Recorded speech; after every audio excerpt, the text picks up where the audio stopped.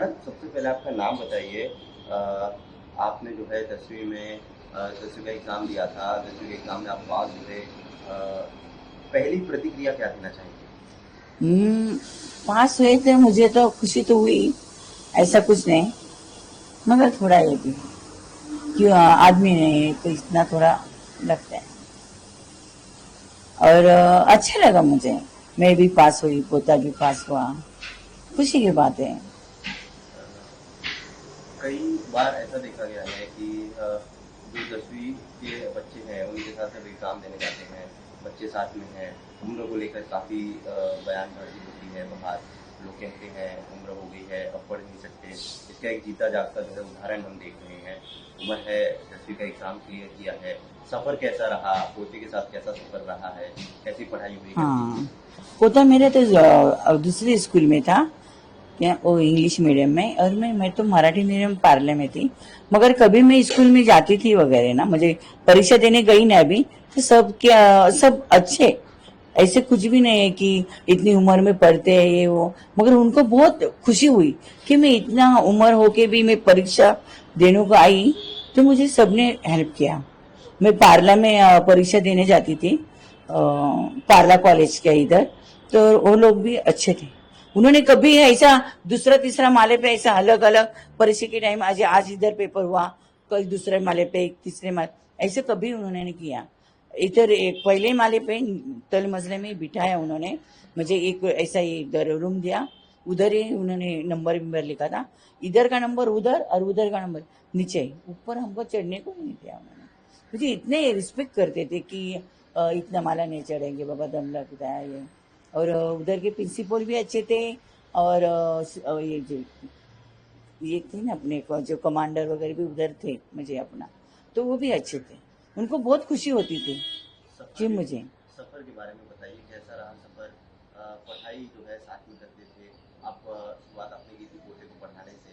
कैसे अचानक से ये हाँ सोचा हाँ, कि अब एग्ज़ाम नहीं देना मेरा है? बड़ा वाला पोता है ना, वो पढ़ता था जी, मुझे वो अभ्यास पढ़ता था ना, तो उसको देख के ना मुझे ऐसा लगा कि कभी उसको मैंने दिया समझो कि प्रथम तुम पानी पी लो, तो उसका ध्यान उधर में नहीं था, ना खाने पे ध्यान रहता था ना किधर भी। तो हम उसको बोलते थे तुम खाना खा लो ये, मगर फिर भी उसके हाथ में किताब था।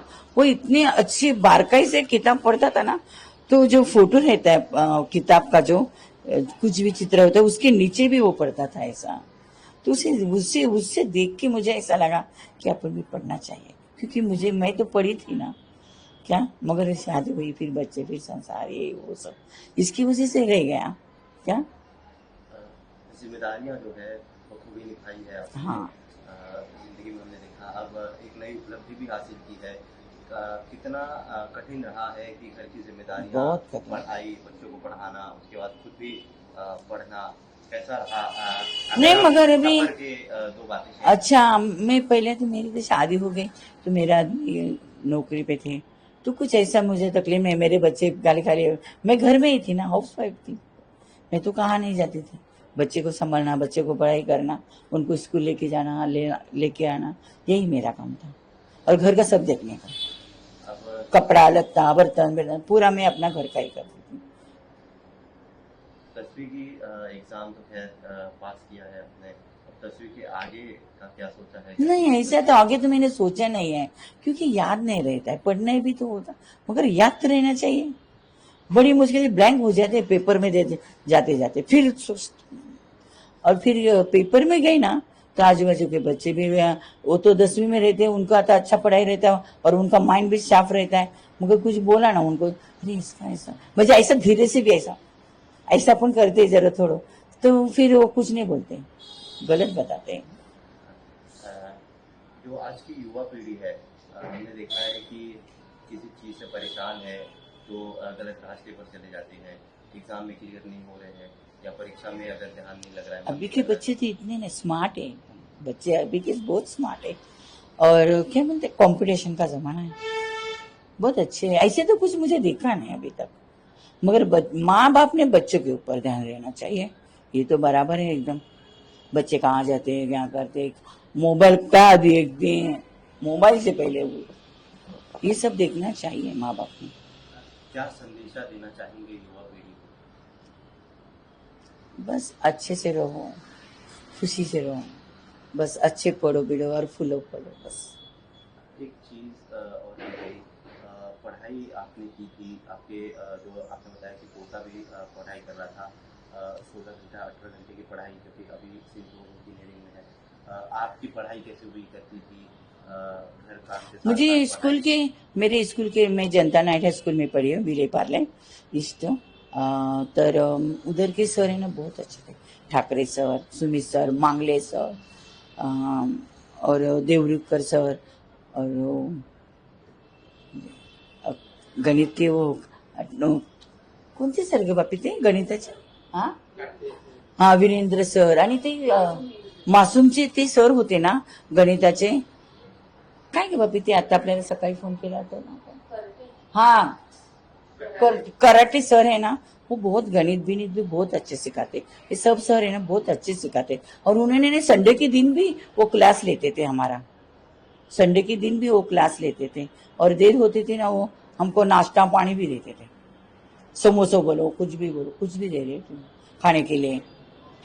घर से पढ़ाई की जाती थी, हाँ उसके बाद जो है एग्ज़ाम वगैरह है, घर में मैं पढ़ाई करती थी। जब घर वालों को पता चला, घर वाले ने किस तरीके का समझा? नहीं घर वाले ने तो ऐसा कुछ भी नहीं है, बच्चे भी अच्छे, बहू भी अच्छे, पोते भी अच्छे, सब अच्छे, कुछ ऐसा मुझे प्रॉब्लम नहीं है।